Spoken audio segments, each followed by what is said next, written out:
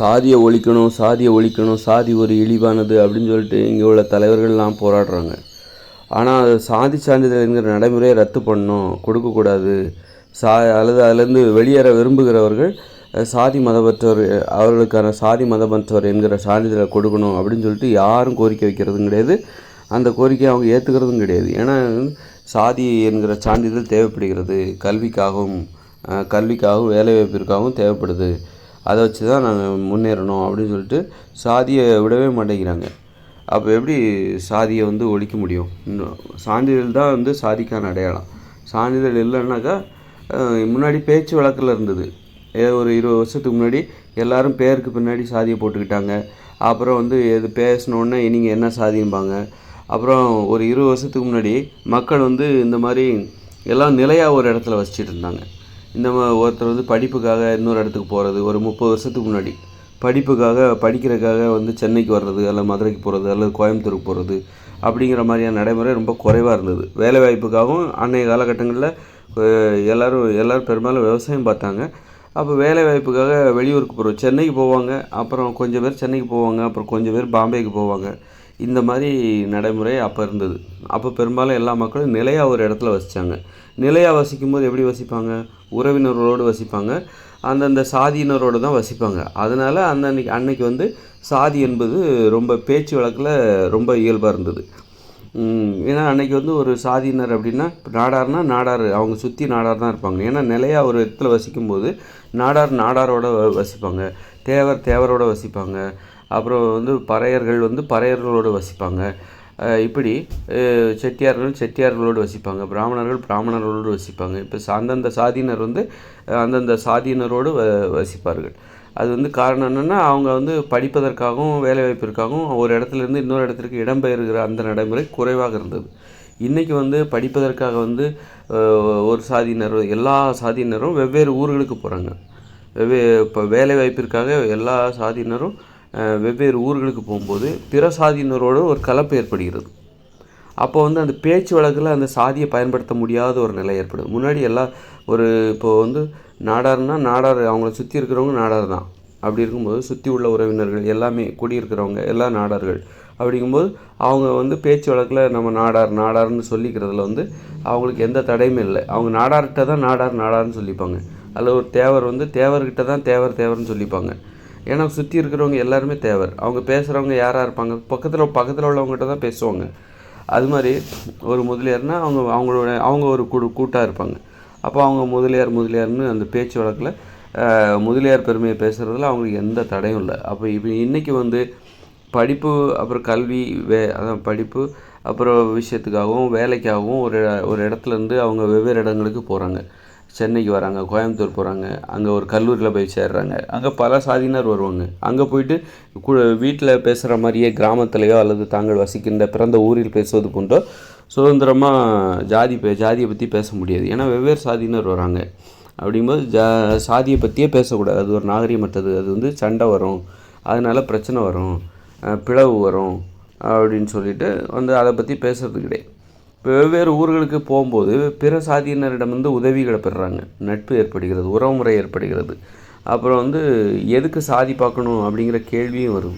சாதி எதுக்காக பார்க்கணும்? சாதி எதுக்கு தேவைப்படுது? எல்லோரும் ஒரே மாதிரி தானே இருக்காங்க.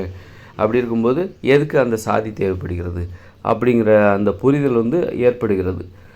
அதனால் இப்போ சாதியை யாரும் பேச்சு வழக்கில் பயன்படுத்துறது கிடையாது. ஆனால் இன்னும் சாதி சான்றிதழ்களில் இருக்கிறது, சான்றிதழ்களில் தான் இருக்கிறது. இன்னொன்று பார்த்திங்கன்னா, பேச்சு வழக்கிலேருந்து இந்த சாதி போனதுனால என்ன ஆகுதுன்னா, இளைய தலைமுறையினருக்கு சாதின்னா என்னன்னு தெரிய மாட்டேங்குது.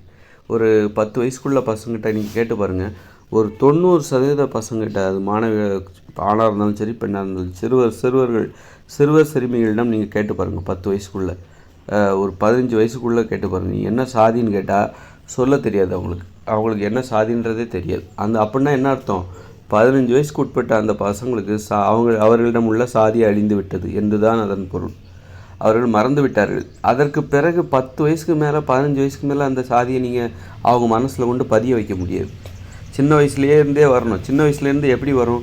குழந்தைகளின் மனதில் சாதி என்கிற உணர்வு எப்படி வரும்னாக்கா, ஒரு நிலையாக ஒரு இடத்துல ஒரு 20-30 வருஷத்துக்கு முன்னாடி வாழ்ந்தாங்கல்ல, அந்த வாழ்க்கை முறையில் பெரியவங்க பேசுவதை சின்னவங்க கவனிப்பாங்க. எல்லாம் அப்போ எல்லாம் ஒவ்வொரு சாதியினரும் கூட்டாக குடியிருப்பார்கள். அப்படி இருக்கும்போது ஒவ்வொரு சாதியினரும் அப்படி குடியிருக்கும்போது ஒரு சாதியை சேர்ந்தவர்கள் கூட்டாக குடியிருக்கும்போது அவங்க பக்கத்தில் உள்ள தங்களுடைய சாதியினர்னு தான் பேசுவாங்க. சம்பவங்களை பேசுவாங்க, நடந்த சம்பவங்கள், நிகழ்வுகள் எல்லாத்தையும் பேசும்போது அவங்க பேச்சுக்கு பேச்சு சாதியை பற்றியே பேசுவாங்க. சாதியையும் இணைத்து கொண்டு தான் பேசுவார்கள். இதை அந்த குழந்தைங்க கவனிப்பாங்க. கவனிக்கும்போது சின்ன வயசுலேயே அவங்களுக்கு சாதி என்பது அவங்க மனசில் இயல்பாகவே ஒட்டிக்கும். அப்புறம் அதனால் அதை அவங்களிருந்து பிரிக்கிறது ரொம்ப கஷ்டம். ஆனால் இப்போ யாரும் சாதியை பற்றி பேசுகிறதில்ல. ஏன்னா நாம் இன்றைக்கி கிராமத்தில் மட்டும்தான் சாதியினரோடு இருக்கிறார்கள். அவரவர் சாதியினரோடு இருக்கிறார்கள். கிராமத்திலும் கலப்பு ஏற்படுகிறது. ஒரு சாதியினர் இருந்த தெருவுக்குள் இன்னொரு சாதியினர் வீடு கட்டுறாங்க. அதனால் கிராமத்துலேயும் கலப்பு ஏற்படுது. இன்றைக்கி கிராமத்துலேயும் ஒருத்தர் இன்னொருத்தர்கிட்ட பேசுகிறது ரொம்ப குறைஞ்சிருச்சு. நகரத்தில் என்ன சூழ்நிலை நிலவுகிறதோ அதுவும் தான் கிராமத்தில். எல்லாம் வீட்டுக்கு வீடு டிவி வந்துடுச்சு, மொபைல் ஃபோன் வந்துடுச்சு. அப்படிங்கும்போது பிறரோடு தொடர்பு கொள்வது இப்பொழுது நின்றுவிட்டது. பிறரோடு பேசுவது இப்பொழுது நின்றுவிட்டது. ஆனால் பேச்சு வழக்கில் இருந்த அந்த சாதி அடையாளம் என்பது இப்பொழுது இல்லாததால் சிறு பிள்ளைகளுக்கு சின்ன வயசுலேயே சாதி என்ன அப்படிங்கிறது கற்பிக்கப்படுவது, அதாவது உறவினர்களால் பெற்றோர்களால் கற்பிக்கப்படுகிற அந்த கடந்த கால நடைமுறை என்பது இப்பொழுது இல்லை. அதனால் சின்ன வயசு பசங்களுக்கு இப்போ சாதினா என்னன்னு தெரியாமல் போயிடுச்சு. அது ரொம்ப நல்லது. இனிமேலும் அந்த குழந்தைகளுக்கு அதை பதிய வைக்க முடியாது. எப்போ அவங்க வாழ்க்கையில் எப்போ சாதி கேட்கப்படுகிறது? இங்கே அலுவலகத்தில் கேட்பாங்க. அவங்க பள்ளி தலைமை ஆசிரியர் அலுவலகத்தில் அவங்க சேர்க்கும்போது அந்த மாதிரி சாதின்னா என்ன, அது டிசியில் குறிப்பிடுவாங்க. அதை கவனித்தா தான் உண்டு. கவனிக்கலைன்னா கூட அந்த குழந்தைகளுக்கு சாதின்னா என்னன்னு தெரியாது. அதனால் சாதி என்பது அந்த ஒரு 15 வயசு கீழே உள்ளவங்கள்கிட்ட இருந்து சாதி என்பது இல்லாமல் போய்விட்டது. அதை மறந்து விட்டார்கள். அல்லது அவர்களுக்கு நினைவுபடுத்தவில்லை. அந்த சாதியை சின்ன வயசு பசங்களுக்கு நினைவுபடுத்தவில்லை. அப்படிங்கும்போது என்னென்ன அர்த்தம்? 15 வயசு கீழே உள்ளவங்ககிட்ட நீங்கள் போய் உன்னுடைய சாதி என்ன என்று கேட்டால் சாதின்னா என்னன்னு கேட்பாங்க. சாதி என்றால் என்ன அப்படின்னு தான் கேட்பாங்க. அப்படின்னா என்ன அர்த்தம்? 15 வயசு கீழே உள்ளவங்ககிட்ட சாதி என்பது அழிந்து விட்டது அப்படின்னு தான் பொருத்தம். பேச்சு வழக்கில் இல்லாத அந்த சாதியை நாம் இன்னும் சான்றிதழ்களில் பிடித்து வைத்து கொண்டிருக்கிறோம். அதனால் இனிமேல் சாதி மதிப்பில்லாத ஒன்று தான். அதனால் விருப்பப்படுகிறவர்களுக்கு சாதி மதமற்றவர் என்கிற சான்றிதழை கொடுத்து விட வேண்டும். அவர்கள் நம்பிக்கைப்படி வாழ அனுமதி கொடுங்கள் அப்படிங்கிறது தான் என்னுடைய கோரிக்கை. அவங்க ஒருத்தருக்கு சாதி மேலே எனக்கு நம்பிக்கை இல்லை. இயல்பாக அவங்க யோசித்து பார்ப்பாங்க, இதெல்லாம் சாதினா என்ன, அது எப்படி உருவாச்சுது, அது எதுக்கு நான் அதில் இருக்கணும், அதனால் ஏற்படுகிற அவலம் என்ன, அந்த உணர்வுகள், வன்முறை உணர்வு. சாதி என்பது வன்முறை உணர்வு தான் ஏற்படுத்தும். அவர் அமைதியாக வாழ விரும்புவதற்கு சாதி அதிலேருந்து அவர் விடுபட்டாகணும். அது ஒரு இழிவான ஒரு அடையாளம். அந்த அடையாளத்திலேருந்து விடுபடுவதற்காக எவ்வளோ ஆராய்ச்சி பண்ணுறோம், நம்ம யோசிக்கிறோம். சாதினா என்ன, அப்புறம் வாழ்ந்து பார்க்குறோம். சாதி உணர்வு இல்லாமல் நம்ம வாழ்ந்து பார்க்குறோம். பல்வேறு அனுபவங்களை சந்தித்து பார்க்குறோம். நம்ம வாழ்வில் சந்திக்கக்கூடிய அனுபவங்களிலெல்லாம் நம்ம சாதியை முன்னிறுத்தாமல் ஒரு மனிதத்தன்மையோடு மற்றவர்களோடு பழகி நம்ம சாதியை நமக்குள்ளே இருக்கிற சாதி உணர்வை மழுங்கடித்து சாகடித்து விட்டோம். அப்படி இருக்கும்போது இப்போ எனக்கு சாதி உணர்வே இல்லை, மத உணர்வே எனக்கு இல்லை, மதம் என்பது பொய்ன்னு எனக்கு தெரியுது, மூட நம்பிக்கைன்னு எனக்கு தெரியுது. ஆனால் நான் இன்னும் யாராவது கேட்டால் நீங்கள் என்ன மதம்னு கேட்டால் நான் என்னுடைய மதத்தை தான் சொல்ல வேண்டியிருக்குது. நீங்கள் என்ன சாதின்னு கேட்டால் எனது நம்பிக்கை, எனக்கு உடன்பாடே இல்லாத அந்த சாதி அடையாளத்தை நான் அவரிடம் சொல்ல வேண்டியிருக்கிறது. அது என்ன காரணத்துக்கு வேணாலும் கேட்பாங்க. அலுவலக ரீதியாக கேட்பாங்க. பல்வேறு வகையில் நமக்கு அலுவலக ரீதியாக அலுவல் வேலைக்காக நீ என்ன சாதின்னு குறிப்பிட வேண்டிய நிலைமை இருக்குது. அதனால் சாதியிலிருந்து நாங்கள் வெளியேறணும், எங்களுடைய நம்பிக்கைப்படி எங்களுக்கு வாழ்வதற்கு அனுமதி கொடுங்க. அப்போது சாதி மதமற்றவர் என்கிற சான்றிதழை விருப்பப்படுகிறவர்களுக்கு உடனடியாக வழங்குங்கள். அதை ஒரு இணையதளத்தின் மூலம் விண்ணப்பித்து சாதி மதமற்றவர் என்கிற சான்றிதழை ஒரு 7 நாளைக்குள்ளே பெற மாதிரி எளிமையான வழியை கொண்டு வாங்க. இப்போ ஒரு சாதி மதமற்றவர் என்கிற சான்றிதழை எல்லாரையும் பெற முடியும். ஆனால் அதுக்கு ரொம்ப முயற்சி பண்ண வேண்டியிருக்கு. தாலுகா ஆஃபீஸில் கொண்டு கொடுக்க வேண்டியிருக்கு. அவங்க ஏற்றுக்க மாட்டாங்க. அதுக்கப்புறம் கோர்ட்டுக்கு போக வேண்டியிருக்கு. கோர்ட்டுக்கு போய் அப்போது நீதிமன்றத்துக்கு போனால் தான் இப்போ சாதி மதமற்றவர் என்கிற சான்றிதழை பெற முடியும். இப்போ அதனால் ரொம்ப சிரமமாக இருக்குது. ஒரு அற்புதமான ஒரு சான்றிதழ், சாதி மதமற்றவர் என்கிற சான்றிதழ், அதை பெறுவதற்கு நாங்கள் அவ்வளோ சிரமப்பட வேண்டியிருக்கு. அது கிடச்சின்னா இன்னும் ரொம்ப பெருமையாக இருக்கும்.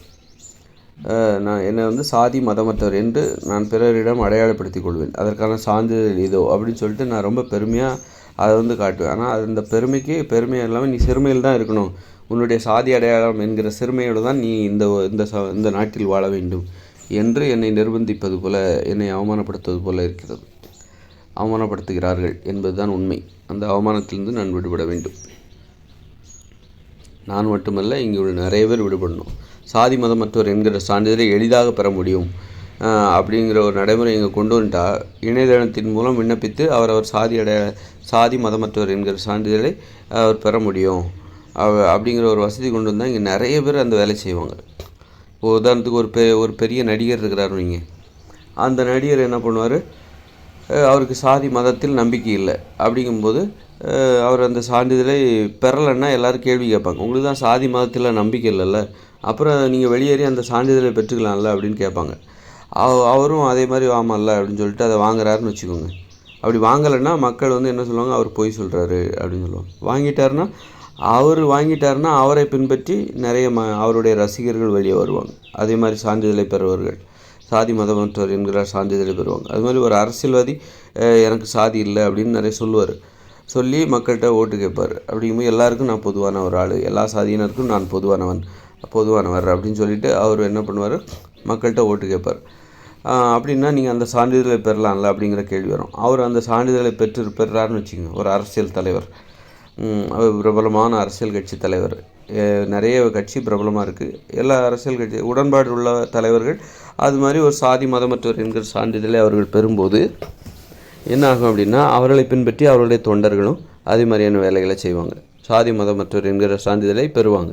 ஆக இப்படி என்ன ஆகும்னா, ஒரு கட்டத்தில் சாதி மதமற்றவர் என்கிற சான்றிதழிலிருந்து பெறுகிறவர்கள் எண்ணிக்கை அதிகமாகிடும். சாதியிலிருந்து விடுபட்டவர்கள், சாதியிலிருந்து வெளியேறியவர்கள், மதத்திலிருந்து வெளியேறுகிறவர்கள், இந்த எண்ணிக்கை அதிகமாகிடும். அப்போ சாதி வந்து சிறுபான்மையாக மாறிவிடும். மதம் என்பது மதத்தை பின்பற்றுகிறவர்கள், சாதி நம்பிக்கை கொண்டு வரவர்கள் சிறுபான்மையினராக மாறிவிடுவார்கள்.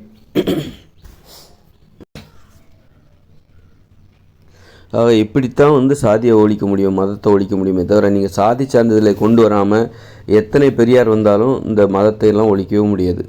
அப்போவே வந்து பெரியார் வந்து மதம் பொய், மதத்தின் பெயரால் கற்பிக்கப்பட்ட கடவுள் பொய், சாதி பொய்ன்னு பெரியார் மட்டுமல்ல நிறைய பெரியவர்கள் போராடி கொண்டிருக்கிறார்கள். அப்படி போராடுகிற அனைவருமே பெரியவர்கள் தான். அது மாதிரி அப்படி நிறைய பேர் போராடியும் இன்றைக்கே அந்த சாதி ஒழிய முடியல, இன்னும் அதிகமாகிட்டே இருக்குன்னா சாதி சான்றிதழ் கொடுக்கப்படவில்லை. நீங்கள் கொடுத்துட்டிங்கன்னா சாதி என்பது சிறுபான்மையினராக மாறிவிடும். சாதியில் இருப்பவர்கள் குறைந்து கொண்டே வருவார்கள். அதுக்கு ஒரு அடையாளமே இல்லை. எனக்கு சாதி விருப்பமே இல்லைன்னா கூட அவர் அந்த சாதியில் தான் இருக்க வேண்டியிருக்கு. அவருக்கு சாதி சான்றிதழ் தேவைப்படுகிறது.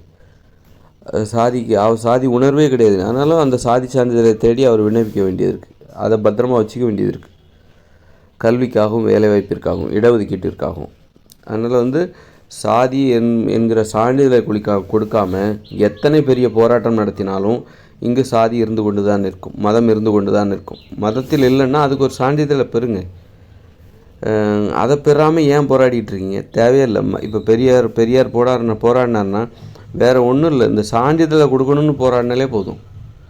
நான் இந்து மதத்தில் இல்லை அப்படிங்கிற சான்றிதழை பெறுவதற்காக போராடினாலே போதும். நான் கிறிஸ்தவ மதத்தில் இல்லை, நான் இஸ்லாமிய மதத்தில் இல்லை, நான் மதத்திலே இல்லை, எந்த மதத்திலுமே இல்லை அப்படின்னு சொல்லிட்டு ஒரு சான்றிதழ். அதே மாதிரி நான் எந்த சாதியும் சேர்ந்தவன் அல்ல அப்படிங்கிற ஒரு சான்றிதழ் பெற்றுவிட்டாலே போதும். சாதியை வந்து நல்லா ஒழிந்துவிடும், அது தானாகவே ஒழிந்துவிடும், குறைந்துவிடும். அப்படி இருக்கும்போது அதை செஞ்சுருந்தாலே போதும். சும்மா அதை பற்றி விசாரணை பண்ண வேண்டிய அவசியமே இல்லை. பகவத்கீதையில் என்ன சொன்னாங்க, அவங்க இதில் என்ன சொன்னாங்க, அதை சொல்லி தான் வந்து அதை சொல்லி மதத்தின் மீது சாதி மீது இருக்கிற நம்பிக்கையை மக்களிடமிருந்து தகர்க்க முடியும். தகர்த்து விட்டு அதோட இன்னொரு வேலையும் பண்ணணும், அவங்களுக்கு ஒரு சான்றிதழையும் கொடுத்துருங்க. இப்போ இந்து மதத்தை விமர்சிப்பது, இஸ்லாமிய மதத்தை விமர்சிப்பது, அதில் உள்ள கருத்துக்களை சொல்லி விமர்சிப்பது, கிறிஸ்தவ மதத்தை விமர்சிப்பது, அது எல்லாமே சரிதான். நல்ல விமர்சனம் பண்ணி மக்களுக்கு விளக்கி சொல்லிவிட்டு கடைசியாக என்ன பண்ணணும், மக்களுக்கு இப்போ ஆமாப்பா நான் கூட உண்மைன்னு தான் நினச்சேன், இப்படி ப்ராடு பேசுங்களாக இருக்கானுங்க, சொன்னவங்கள கருத்துக்கள்லாம் அவ்வளோ கேவலமாக இருக்குது, அப்போது முட்டாள்தனமாகவும் இருக்குது, அது ஏமாத்து வேலையாகவும் இருக்குது. சரி ஓகே, இப்போ என்ன பண்ணுறது, சாதியிலேருந்து வெளியேறிடுங்க, அது மதத்திலேருந்து வெளியேறிடுங்க. வெளியேற்றிங்கன்னா முடிஞ்சு போச்சு. இப்போ என்ன ஆகுதுன்னா எல்லாமே புரியுதுப்பா, நான் ஆமாம் சாதி என்பது பொய், மதத்தில் என்பது பொய் என்பது எல்லாமே தெரியுது, நீங்கள் சொல்கிறது கரெக்ட், எல்லாமே கரெக்டு, உண்மையிலே நான் உணர்கிறேன், மதமும் சாதியும் பொய்யானது அப்படின்ட்டு உணர்கிறேன். சரி, இப்போ இங்கே அவசரமாக எங்கேயோ போய் ஒரு வேலை இருக்குது, போயிட்டு வரேன். எங்கே போகிறீங்க? சாதி சான்றிதழ் வாங்க போகிறேன்ப்பா அப்படின்ற மாதிரி தான் இருக்குது. அந்த மாதிரி தான் சாதி மதத்தில் நம்பிக்கை இல்லைனாலும் அந்த சாதி மதத்தில் இருக்க வேண்டிய நிலைமை, அந்த அடையாளம் நமக்கு தேவைப்படுகிறது கல்விக்காகவும் வேலை வாய்ப்பிற்காகவும். அப்போ யாராவது கேட்டால் அதை சொல்ல வேண்டியதாக இருக்குது. அதனால் சான்றிதழை கொடுத்தால் மட்டும்தான் நான் உடனே நிறைய பேர் வாங்குறவங்களே என்ன சொல்கிறாங்கன்னா, சான்றிதழ் வாங்கிவிட்டால் சாதியிலிருந்து விடுபட்டு விட முடியாது, சாதியை ஒழித்து விட முடியாது அப்படின்னு சொல்கிறாங்க நிறைய பேர். இப்போ எல்லாருமே சான்றிதழ் வாங்கிட்டாங்கன்னா அங்கே சாதி இல்லைன்னு தானே அர்த்தம், சாதி குறைஞ்சிக்கிட்டே வருதுன்னு தான் அர்த்தம்.